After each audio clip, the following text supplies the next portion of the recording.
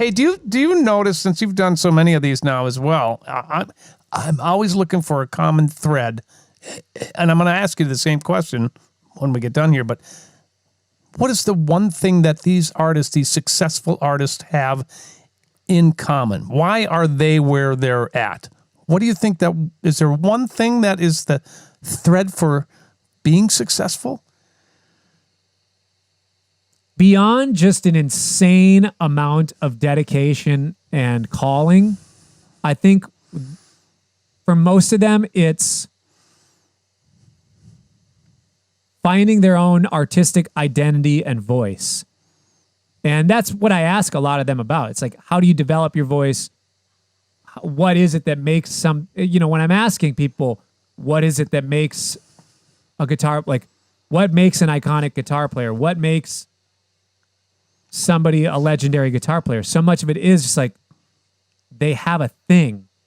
They have a voice and they have a sound. They have something that uniquely, when you hear it, it's them. When you hear George Benson, you know it's Benson. When you hear John Scofield, within 3 notes, you know that it's Scofield, or you know if it's somebody doing the Scofield thing.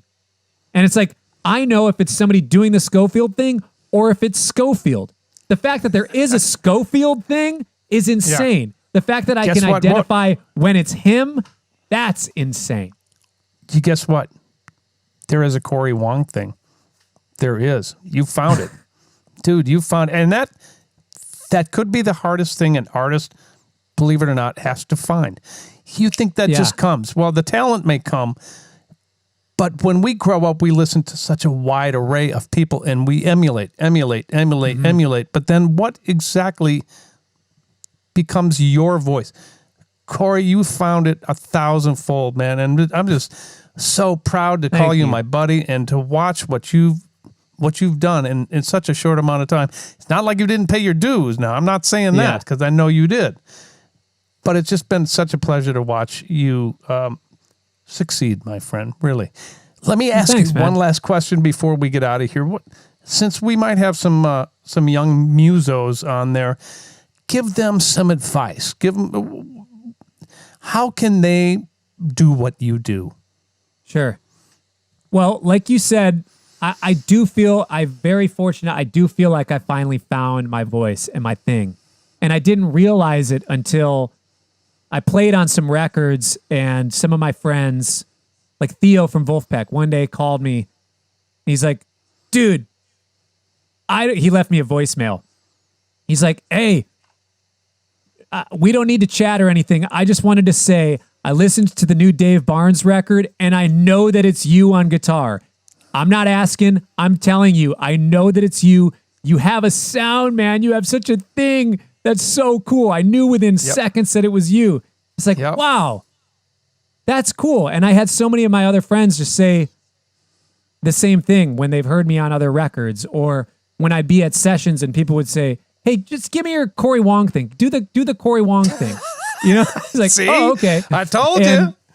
You know, it's like, wow, that's really cool. And the thing about that is that the encouraging thing and the piece of advice that I would have to young musos is I didn't have that until I was 31 years old. I wanted it so bad when I was 22. I wanted my voice, but I was exploring other things. I was trying to sound like Pat Metheny. Then I was trying to sound like Prince. Then I was trying to sound like, I don't know. And I tried to learn and absorb all these other voices, all these other identities. And eventually what I realized is that my own personality should come out in my playing. And well, actually it was one of the most pivotal things was at Bunkers. Michael Bland looks over to me after set break. Him and Sonny T were playing and we were jamming, super fun thing. He's like, Cory, come here. And you know how Michael is. If he likes you, he's going to be ragging on you. That's his way of letting you know you're in. Is if he's pushing your buttons, trying to make you better. And he goes, Cory, you sound amazing, whatever. You got to work on a few things. Look, quit trying to be up here sounding like Prince. If Prince comes in here, he doesn't want to hear you sounding like him. because you're never going to sound as good as Prince. You sound great, but you're only going to sound as good as you are at being you.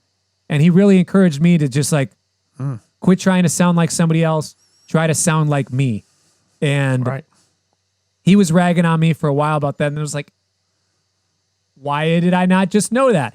And sure, I'm an amalgamation of all my influences and all the other voices and things that I've absorbed, all the Benson licks I've learned, all the Schofield licks I've learned, all the Prince material, all the Paul Jackson Jr., David T. You know, there's so many things that I've taken in that eventually are now my voice, you know, that, okay, if I didn't learn all that Green Day material or Weezer material and all the Prince material, I wouldn't sound the way that I do now. So that's right. You know, it is a journey to, as cheesy as that sounds, as cliche as that sounds, to find your own voice. But if you don't feel like you have your voice and you're 22, 23 years old, it doesn't mean you're not going to find it. You know this full well. It's going to take you a lot of time to get to that realization, or the sooner you realize, all right, I'm going to find my voice. This is what makes me unique as a person.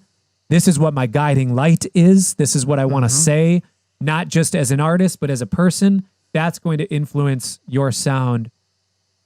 And then just to have a relentless pursuit to find what that is and hone that.